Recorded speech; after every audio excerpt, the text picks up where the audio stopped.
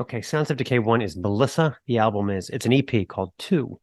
Who doesn't crave filthy black and punk from Brooklyn?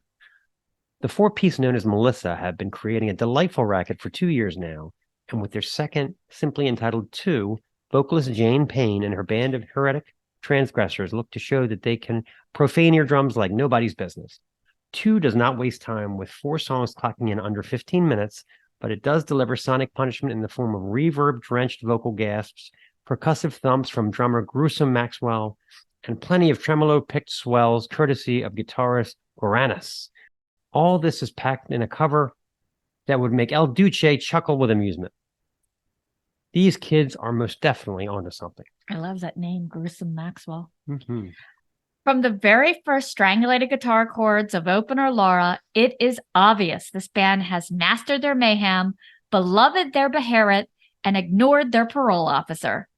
Guitars are scuzzy as hell, pain vomiting forth the devil's beautiful gospel from the bottom of an elevator shaft, while drums and guitars shift tempos under layers of tar-like scuzz.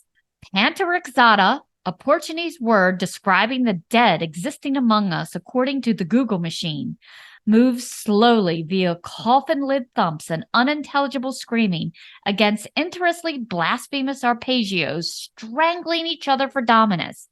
It really is a glorious racket and marks yet another strong, female-fronted black metal entry into the annals of 2023.